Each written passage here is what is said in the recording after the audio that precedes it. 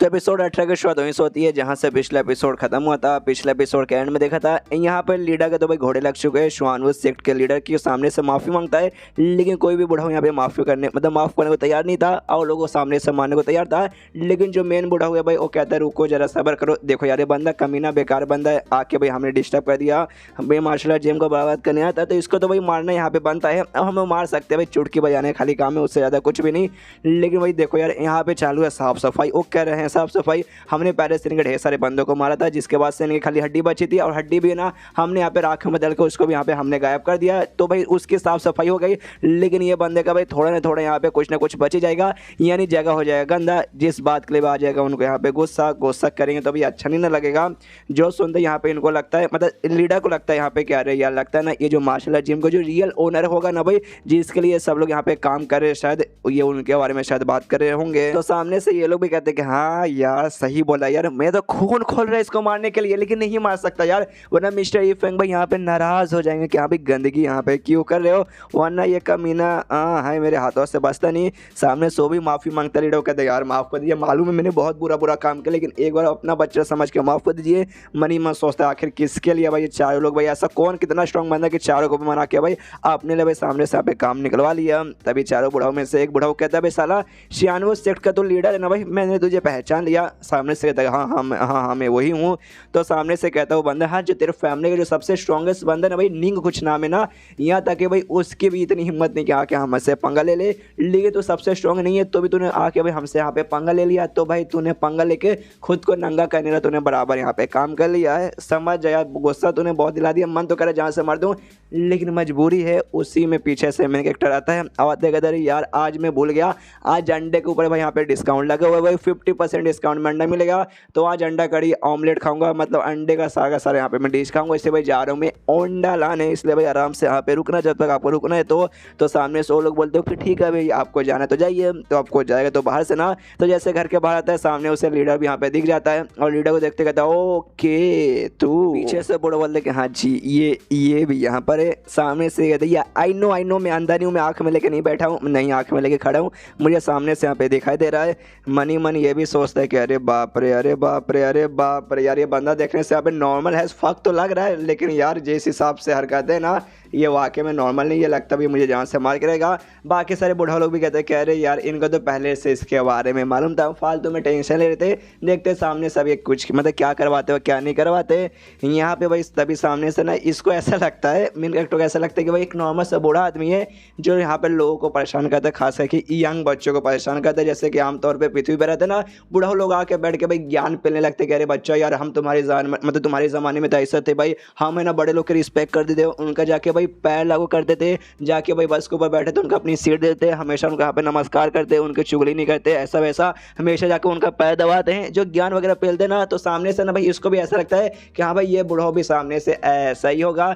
और इसे भी ऐसे बूढ़ा लोग से कोई प्रॉब्लम ही नहीं है, बुढ़ापे में वही बूढ़ा लोग सटिया जाते हैं, तो ये भी बुढ़ापे में सटियाने के बाद ऐसी हरकतें कर ही देते हैं। तो इसको तो बेसिकली यहाँ पे यही लगा था। तो उसके बाद बुढ़ाओ पूछता है इससे कि हाँ भाई तो बताइए भाई आपका क्या प्लान है इसके साथ करने का। जो सुनते सामने से यू फेंक कहता अच्छा भाई तुम मुझसे पूछो कि हाँ भाई इसके साथ क्या करना है। सामने से लीडर की फटे जा रही कि हाँ भाई अब लगता है सामने से वही पूछे कि अभी मुझे मारना है या फिर मुझे यहाँ पे जिंदा छोड़ना है। यहाँ पे यू फेंक कहता है कि मुझसे पूछो, बाकी सब कहते हैं यस आपसे पूछे भाई, आपको यहाँ पे मार्शल आर्ट जिम में तो आपसे पूछेंगे ना। तो सामने से ये भी कहते हैं कि हाँ भाई मुझसे यहाँ पे क्या पूछ रहे हो भाई, एक काम करो सब लोग यहाँ पे तुम ही डिसाइड करो, लेकिन इस बंदे ने यहाँ पे गड़बड़ किया है। उस बंदे से कहते कि देखो भाई तुमने यहाँ पे सजा मतलब तुमने यहाँ पे बुरा काम किया तो बुरे काम के बदले तुम्हें सामने से बुरा सजा मिलेगा। सजा के तौर पे क्या होगा भाई, आमतौर पे तुम नए जनरेशन के बंदों को परेशान करते हो तो भाई उनको भी सामने से मौका दिया करो। हालांकि भाई अभी देखने से लगता है कि यहाँ पे कुछ उखाड़ नहीं पाएंगे, लेकिन क्या मालूम जिंदगी में आगे चल के यहाँ पे उखाड़ पाए। और बाकी बंदों से कहते हैं बुढ़ाओ लोग से कि हाँ भाई चलो मैं जा रहा हूँ, मैं जल्दी में हूँ और बाकी सब आगे का तुम यहाँ पे ध्यान रखो। सामने से तो भाई जैसे मैंने बोला उससे तो भाई एक नॉर्मल से यहाँ पे बुढ़ा आदमी लगा कि बुढ़ापे में जाने के बाद ना जो नए बच्चों जो बच्चे रहते हैं भाई उनको परेशान करते हैं, तो उसको भी ऐसे लगा कि हाँ भाई ये परेशान करने आऊगा, बाकी बुढ़ाओं ने सबक सिखाया होगा। तो सामने से वैसा ही सजा दे के यहाँ पे सुना के चला गया कि हाँ भाई जाके नए बच्चों को भी इंकरेज करो ना कि वो उनको परेशान करो। और इतना बोलने बाद यहाँ से निकल जाता है। और यहाँ पे जैसे जाता है ना यहाँ पे लीडर तो खुश कि हाँ भाई लीडर चला गया, मतलब चला गया भाई, उसने सामने से कोई सजा नहीं सुना, मतलब मैं यहाँ पे जिंदा रहूँगा। यहाँ पे बाकी बूढ़ा लोग सोचते कि अरे बाप रे क्या बंदे हैं भाई, क्या बंदे हैं, उन्होंने भाई हमारे ऊपर छोड़ के चले गए। ये कहते हुए कि हाँ भाई बाकी सब तुम यहाँ पे देख लो, मतलब पक्का भाई हमारा यहाँ पे टेस्ट लेना चाहते हैं, अगर ये टेस्ट के अंदर हम यहाँ पे फेल फेल हो जाएंगे, उसके बाद से भाई हमारे यहाँ पे घोड़े लग जाएंगे। अरे यार कितने कमाल के बंदे भाई, अगर हमने टेस्ट में वाकई में फेल हो गए ना, उसके बाद से हो सकता है सामने से हमें जहाँ से हमारे ख़त्म कर दे। इसलिए कुछ भी हो जाए भाई, हमें कुछ भी गड़बड़ नहीं करना। पीछे से लीडर सोचते कि हाँ भी वो निकल गया, मुझे लगता है उसने सजा नहीं सुना है, तो सामने से भाई ये लोग भी मुझे जान से नहीं मार सकते। बाकी सजा से दे सकते हैं, जान से तो नहीं मारेंगे। और यहाँ पे बुढ़ा लोग को एक और गलत फहमी होने लगती है, जैसे कि ई फैंग ने कहा था कि यहाँ पे नए जो जनरेशन भाई उनको भी सामने से मौका दो भाई, उनको परेशान मत करो। तो बुढ़ा लोग को लगता है कि हाँ भाई वो लाइन है ना भाई हमारे लिए बोला गया है, कि जो लीडर भाई उस हिसाब से देखा जाए लॉजिकली तो हमारा नया जनरेशन हुआ, हम इससे ज़्यादा यहाँ पे ना एज में भी बड़े हैं, एक्सपीरियंस में बड़े हैं, तो भाई ये हमारा नया जनरेशन हुआ। तो इसे बेसिकली माफ़ करने को ही कहा गया कि हाँ भाई ज़्यादा इसको सजा वजा मत दो, हल्का फुल्का सा सजा देके चुपचाप इससे बाहर निकाल दो, तो भाई वही हम करेंगे। तो सामने से जो मेन बुढ़ा हुआ है वो कहता है लीडर से कि यहाँ पे चल भाई तेरे पास जो स्पेस झोला है जिसके अंदर तेरे सेट का पूरा सारा स्पेशल सामान है भाई, सबका सब निकाल के दे दे। वो भी निकालते हुए देता हूँ, कहता हूँ ठीक है हमारे निकालते हुए देता हूँ, कहते कि लीजिए भाई हमारे सेट का जो भी इंपॉर्टेंट रिसोर्स है, जो भी ट्रेजर, जो भी खजाना है, सबका सब इसी के अंदर है। हालांकि उतना भी ज़्यादा कुछ नहीं है, लेकिन भाई अपने पास रख लीजिए, आप प्लीज़ मुझे छोड़ दीजिए। इसके बाद यहाँ पे बुढ़ा उससे कहता है छठी का भाई आराम से उड़ जा, तो वो भी यहाँ पे उड़ जाता है और उड़ता भाई सीधे वहाँ से भागने लगता है। कहते हो सॉरी सॉरी भाई आके मैंने यहाँ पे डिस्टर्ब कर दिया, अगली बार से यहाँ पे कभी नहीं आऊँगा। खुश है कि चलो भाई जिंदा बच गया। लेकिन क्या भाई इन बुढ़ाओं में से एक बुढ़ा भाई अपना कोई स्किल यूज करके उसके बॉडी के अंदर ना उसका एक जो हाथ है भाई, एक हाथ पहले कट चुका है, दूसरे हाथ के जरिए भाई उसके बॉडी अंदर जहर डालने लगता है। सामने सो भी हिला दे कह रही है आप क्या कर रहे हो भाई, छोड़ दो बच्चों की जान लोगे क्या। सामने सो कहता है हाँ जान तो नहीं लूंगा, लेकिन इसे ना सिलेक्शन पोजीशन कहा जाता है, जो कि तेरे मैंने हाथ के अंदर भी डाला है और 3 दिन के अंदर है ना ये आगे चल चल के तेरा पूरा बॉडी के अंदर यहाँ पे फैल जाएगा। जो सुनते सामने से चिल्लाते कह रही यार आप ऐसे कैसे कर सकते हो, मेरे पास खाली एक ही हाथ बचा, ये हाथ भी चला जाएगा, उसके बाद से मैं बाथरूम में जाके किससे हिलाऊंगा, ओ माय गॉड आप ऐसे कैसे कर सकते हो। सामने से बुढ़ा लोग कहते देख यार अभी अभी इफेंग यहाँ पे बोल के गए, तुझे डायरेक्टली भाई मार के यहाँ पे सजा ना दे, बल्कि भाई इनडायरेक्टली तुझे यहाँ पे मारा जाए, और भाई ये तेरे ऊपर यहाँ पे डिपेंड रहेगा। तो सामने से भाई ना तेरा लक कैसा रहा, तू आगे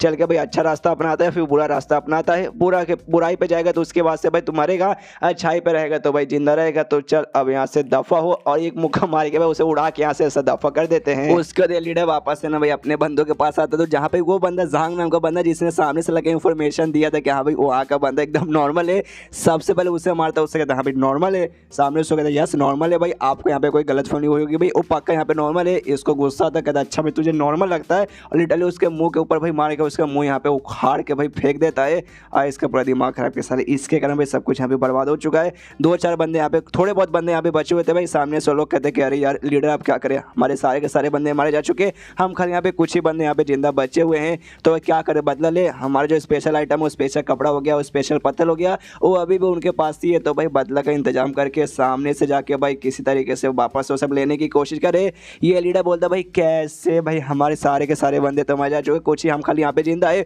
ऊपर से एक हाथ पहले से कट चुका है, दूसरे हाथ के अंदर भी जहर है जो कि आगे चल के पूरे बॉडी अंदर भाई फैल जाएगा। अब हम लोग यहाँ पे चाह के भी कुछ खा नहीं सकते, जो भी लफड़ा उस मार्शल आर्ट जिम वर्सेस हमारे बीच में जो लफड़ा हो रहा है उस लफड़े को हमें यहीं पे सॉल्व करना पड़ेगा, वरना आगे चल के भाई हम लोग कोई नहीं बचेंगे भाई। जो उसके मार्शल आर्ट जिम के अंदर है ना भाई उसके सामने डले कोई भी टिक नहीं पाएगा। यहाँ पे फीमेल मेंबर भाई उसके भी कपड़े वगैरह फट चुके थे, टॉवल वॉवल मालूम नहीं कहाँ से मिला, आराम से लपटे हुए। कहती कहाँ भाई उसके अंदर एग्जैक्टली क्या था मुझे तो आइडिया नहीं पड़ा, आपने यहाँ पे देखा होगा तो बताइए ना यार, क्योंकि भाई जो कुछ था भाई उसने अटैक किया जिसके बाद हमारे सारे के सारे मेंबर वहीं पे मर गए। मेरा पावर उनसे थोड़ा सा ज़्यादा था, जिस जगह मेरे खाली कपड़े फटे थे, मैं सामने से मरी नहीं थी, वरना मेरा पावर बराबर रहता, उसके बाद से मेरी भी यहाँ पे मौत हो जाती। तो सामने से बताता है लीडर भाई उनके अंदर था भाई 4 यहाँ पे बड़े बड़े मार्शल इंसेक्टर थे, सबके सब एक से बढ़कर एक पावरफुल। देखो अभी के लिए भाई जो भी हमारे बीच के नफरत वगैरह उसे साइड में रखना पड़ेगा, वो हम नफरत करके भी कुछ खा नहीं पाएंगे। सबसे मेन हमारा इंपॉर्टेंट काम है, जो हमारा सबसे दुश्मन, जो सबसे हमारा जो बड़ा दुश्मन है ना कैसल पिक सेट, उसके खिलाफ भाई हम खुद के प्रोटेक्शन कैसे करें भाई वो हमें सोचना पड़ेगा। तो हमें हमारे पास एक रास्ता है उसका निकल आया है। जो सुनते फीमेल मेंबर बोलती है रास्ता, और रास्ता क्या अच्छे से बताइए, तो कहते हैं कि हाँ भाई सबसे पहली बात है ना जो कैसल पिक सेक्ट है और जो हमारा सेक्ट है भाई हजारों सालों से हमारे बीच में दुश्मनी चलती है, एक दूसरे को भाई हमेशा हम एक दूसरे को मतलब टक्कर वगैरह देते आए हैं, लेकिन अचानक से भाई ये शहर के अंदर मालूम नहीं कहाँ से कमाल का बंदा आ जाता है और उसके साथ जाके यहाँ पे कैसल पे एक दोस्ती कर लेता है, जिसके बाद से सामने से भाई पूरा सपोर्ट भी उस आदमी का मिल जाता है, सामने से वेपन भी मिलता है। लेकिन हम लोग भाई हमें उस आदमी के बारे में मालूम ही नहीं चलता और हम उससे यहाँ पे दोस्ती कर नहीं पाते। अगर दोस्ती नहीं कर कर पाएंगे, उसके बाद से ना यहाँ पे कैसल पिक गेट और भी स्ट्रॉन्ग बन जाएगा